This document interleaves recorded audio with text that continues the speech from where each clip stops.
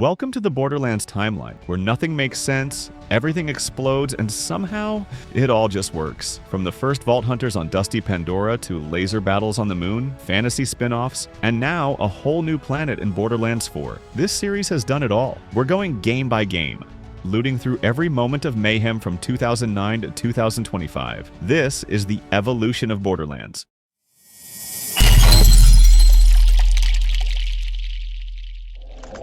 In 2009, Borderlands came into the gaming world and immediately stood out. Borderlands wasn't only a shooter, and it was a loot-filled, RPG-infused, cel-shaded madhouse. You played as one of 4 Vault Hunters, each with their own wild abilities, dropped onto the lawless planet of Pandora in search of an alien vault full of ancient tech and priceless loot. The world. Brutal. Bandits, monsters, and a shady megacorp all trying to kill you. The standard stuff. What really made it pop was the art style. Bold, comic book visuals that gave it instant identity. And then the loot. Millions of procedurally generated guns, fire guns, acid guns, shotguns, guns that miss on purpose. You could go solo, team up with up to 4 players online, or split screen it with a friend. Add skill trees, character classes, vehicles, fast travel, duels, and a robot named Claptrap who talked way too much. And you had a game unlike anything else at the time. Borderlands sold over 2 million copies fast, launched 4 DLCs in a year, and even got a remastered edition in 2019.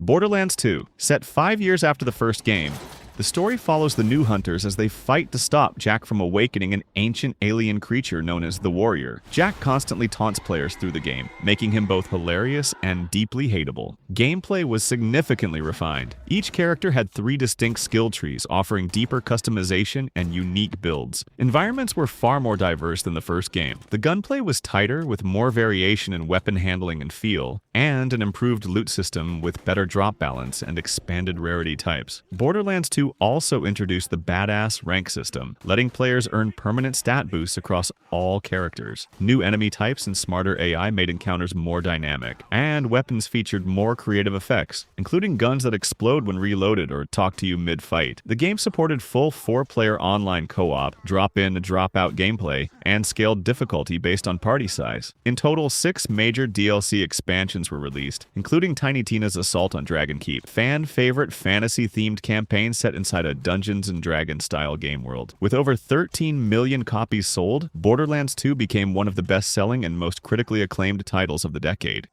In October 2012, Borderlands Legends launched as a mobile spin-off for iOS devices. Unlike the main games, this wasn't a first-person shooter. It was a top-down, tactical action game. Players controlled all 4 original Vault Hunters, Mordecai, Lilith, Roland, and Brick, in real time, using their unique abilities to survive waves of enemies and complete missions. The gameplay focused on squad management, positioning, and skill usage. It featured randomized missions, loot drops, XP progression, and weapon variety, staying true to the series' core ideas of customization and chaos, just in a smaller, more strategic format. While the concept was solid, Legends received mixed reviews. Critics liked the ambition but found the controls awkward and the content limited.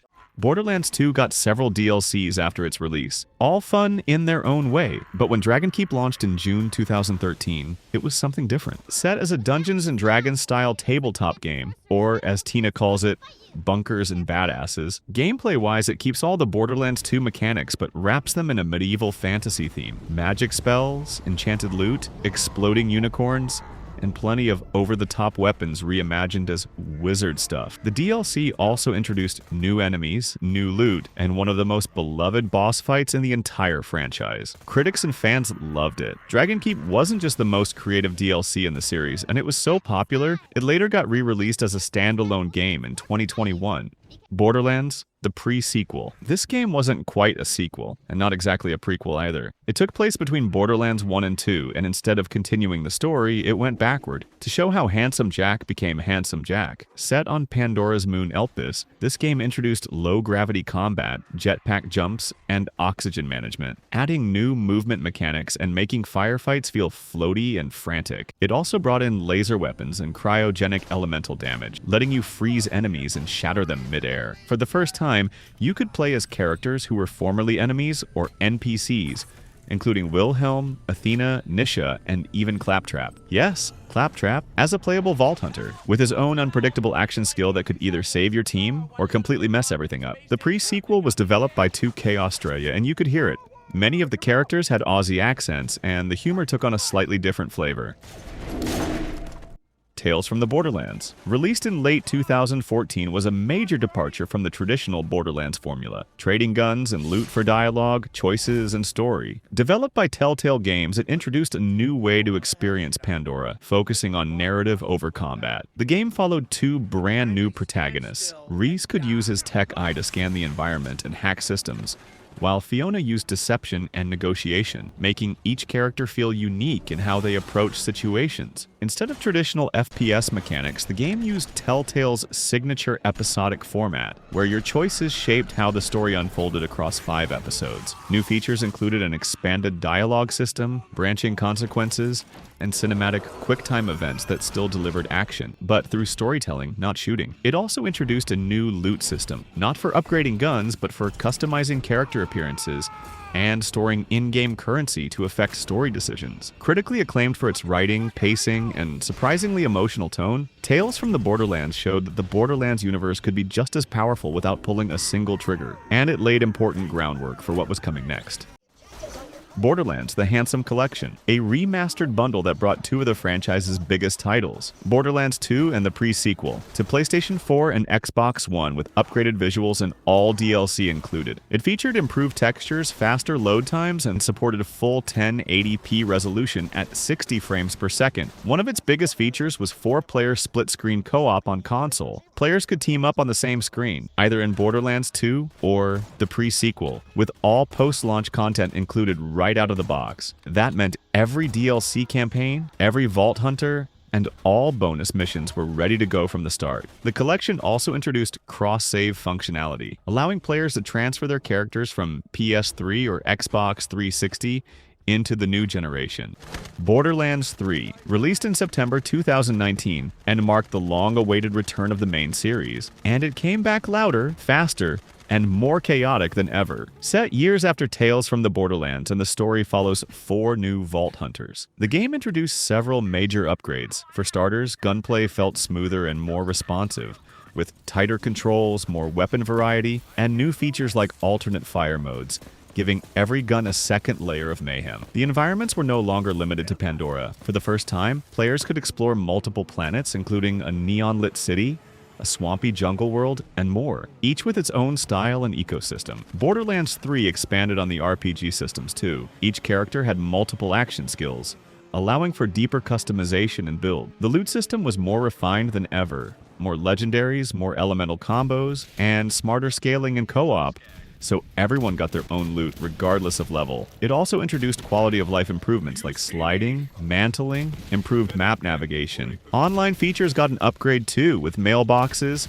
loot sharing, and a revamped ping system for better team coordination. Borderlands 3 was a commercial success, selling over 5 million copies in its first week. Post-launch support was massive, with multiple DLC campaigns, seasonal events, and endgame content like Mayhem Mode and Guardian Rank, to keep players grinding long after the credits rolled. Borderlands Legendary Collection, released in May 2020 for the Nintendo Switch, and brought the Borderlands universe to handheld for the first time. This bundle included 3 full games: Borderlands Game of the Year Edition, Borderlands 2, and Borderlands the pre-sequel, along with all major DLCs for each title. It was a huge deal for fans who wanted to take the looting, shooting, and vault hunting on the go. The games were optimized for Switch, running smoothly in both docked and handheld modes, with added motion controls and gyro aiming for extra precision. Even with hardware limitations, the cel-shaded art style held up beautifully, keeping the series' signature look intact. What made this collection special was the value: 3 massive games packed with content, characters, and DLC, from the original Vault Hunters all the way to Handsome Jack's Rise and Fall. And yes, even Tiny Tina's Assault on Dragon Keep was included as part of the Borderlands 2 content.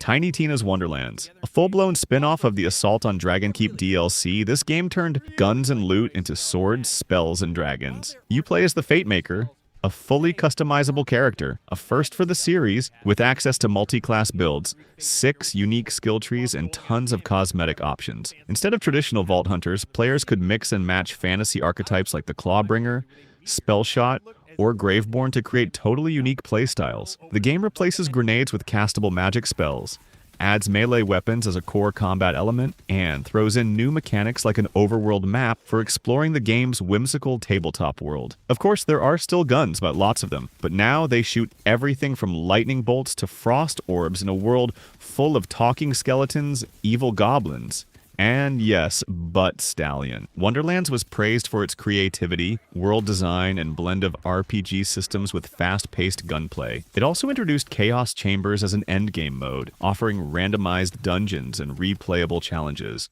New Tales from the Borderlands, released in October 2022. Built as a standalone experience, the game stayed true to the decision-driven format of the original Tales, but with some noticeable upgrades, cleaner animations, fully motion-captured characters, and more expressive facial performances. The cel-shaded art style looked sharper and more polished. Gameplay was also more refined, blending Borderlands' comic book style with a more cinematic feel, and there were new interactive sequences that gave players more control during key moments. Borderlands 4, a full-on evolution of the franchise. Set on the brand new planet of Kairos, the game introduces a darker, more connected world, ruled by the mysterious Timekeeper, who controls the population through implants and commands an army of synthetic enforcers. You'll lead the fight for freedom, and of course, the loot. We've already seen 2 of the 4 new Vault Hunters. Vex, a siren who can summon ghost-like allies to fight alongside her, and Rafa, an exo-suited brawler who digistructs an arsenal of weapons on the fly. Each character has access to the most advanced skill trees the series has ever offered, giving players more freedom to build,